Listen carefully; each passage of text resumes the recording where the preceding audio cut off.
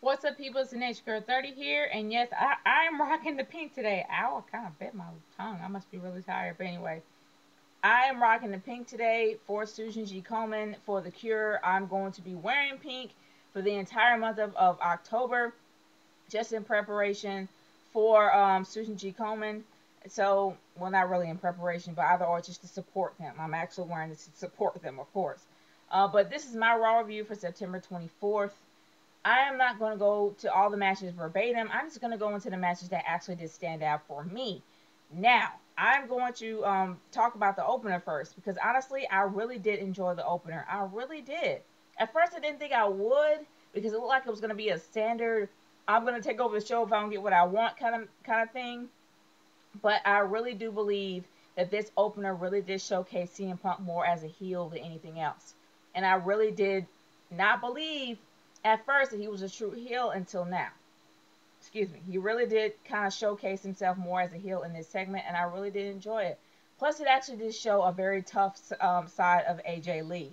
Before she used to take it, she used to take it in the face. Let me rephrase that. AJ literally did take a lot of.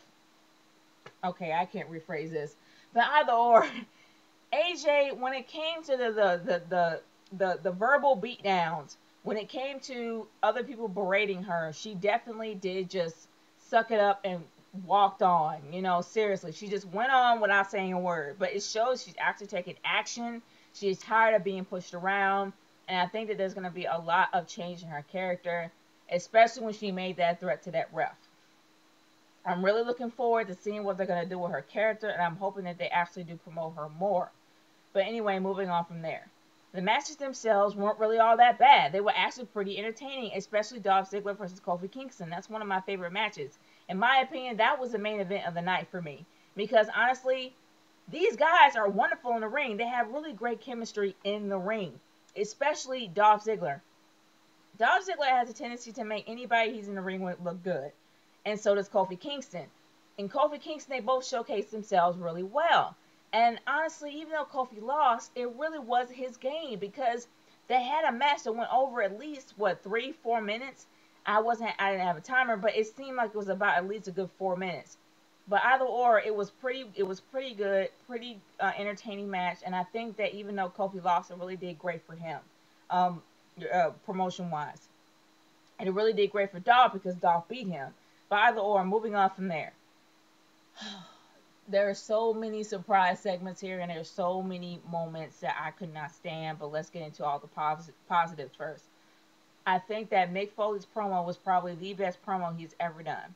Seriously, I think it was probably the best promo that he's ever done. He really did a good job talking about Hell in a Cell and getting people pumped for it.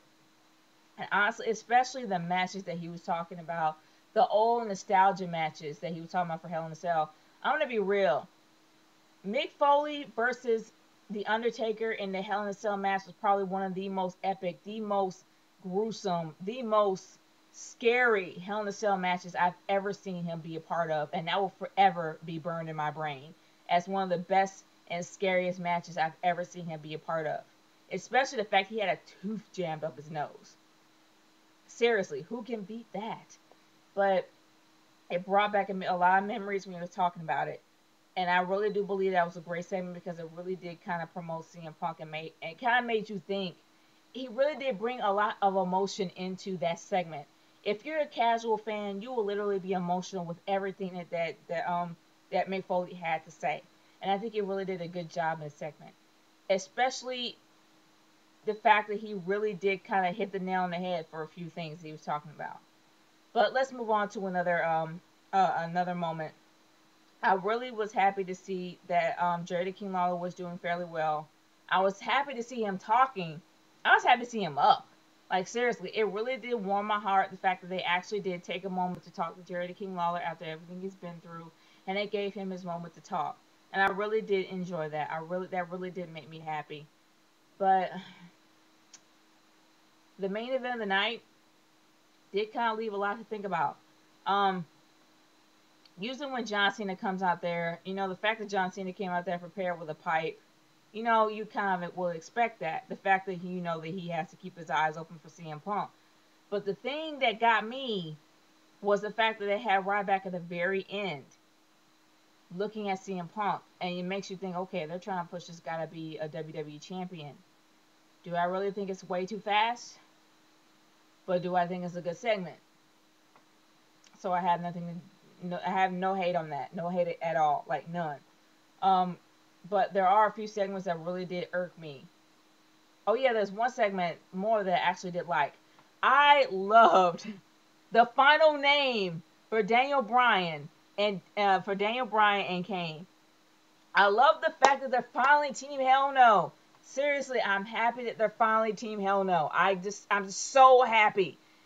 And I'm also even happier to know that Damian Sandow and Cody Rhodes has a name and a possible feud with Hell No. And they're the Rhodes Scholars. Even better. The Rhodes Scholars. Even more awesome. Seriously. I cannot wait until these guys feud. It will be probably the best feud for pay-per-view proportions. Seriously. It will be a really great pay-per-view to watch, and I cannot wait until they actually start a feud going on. Not to mention feuds, you got the Big Show making his return after him being gone for so long, and him possibly feuding with Brodus Clay. What could be better than that? Seriously. I miss my two giants going at it. And since Mark Henry's going to be gone for a while, who would be best to take his place but Brodus Clay? I would love to see that match happen. And I cannot wait until that match happens. Okay. Let's move on to the matches and segments that I've hated. Hated with a passion. I'm going to talk about Wade Barrett. They've done crap for Wade Barrett, and they done crap for his promotion and his debut. He's been in mediocre matches with mid-carders, and we all know this guy was a leader of the Nexus. He deserves to have a match that's a lot bigger than that, a lot higher than that. But they still keep downgrading him, and that's something I just don't like. I don't like the way they're hyping him up. And another thing I couldn't stand was the Divas match. I hated that match too, because I'm a huge fan of Beth Phoenix. And we all know that Beth Phoenix has dominated Eve time and time and time and time and time again. And seeing that Beth Phoenix got dominated most of the match is not something that sits well with me. And sure, we know she's leaving in October. But still, have enough respect for her and for what she's done to the company to not have her be so annihilated by such a wafy person like Alicia Fox. Or either or, the fact that having her being beaten, period. Just let her have a few pins. Instead of letting Eve have the pin, after Eve doing one move and getting the pin. Come on. And then having Eve doing something to her at the very end? No, that didn't sit well with me either. But this was probably the worst segment of the night for me. The worst. Now, it's a given that every single time they have some kind of a show inside of a diner with two booths, people on the other side, you know they have to reference this movie. It never fails. They have to reference When Harry Met Sally. And they have to reference the fake orgasm scene. But did they have to do it with Daniel Bryan and Kane? For crying out loud, it made their characters look bad. It really did. Daniel Bryan, I'm sorry, it was disturbing. It was really disturbing for me to hear him have a fake orgasm on the... I'm sorry. It was disturbing for me to see that segment. It was even more disturbing the fact that Kane was getting off at the sounds of people screaming and bleeding and broken. Well, actually, no. It actually really made me happy to hear that because I know that Kane is becoming a monster again, but not in that way. Dude, no. When Harry Met Sally should have been reserved for something else. But number one is PG. And it should not be done on a PG show. And number two, it was Kane and Daniel Bryan. It really made their characters really look bad, and this just kind of downgrade them. I know they were kind of trying to be fun, but no, that's just something they shouldn't have done. But all in all, this was a pretty good Raw. It was a pretty interesting Raw. I'm not going to completely hate on it because the whole Hell in a Cell thing they have 5 more weeks of promotion. So I'm not necessarily hating on that at all. You know, because they have 5 more weeks to go. But I really do believe that it was an enjoyable segment from the opener to the closer. The matches were really good, except for like maybe a few segments. So if I have to give it a letter rating, I will give it a C. Because I'm sorry, I can't overlook the Harry Met Sally segment because of the fact that it really downgraded their characters in my eyes.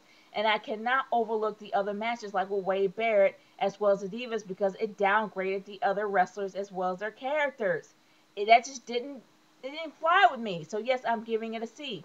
That is my verdict and I'm sticking to it. What do you guys think about this? Leave your comments in the comment section below. Send me a video response. I am all for that, and I will definitely read them, and I will definitely comment on them as well. But I want to hear what you guys think about it. Do you think that I'm overreacting with the whole Harry Met Sally thing, or did you enjoy the entire thing of Raw? I want to know.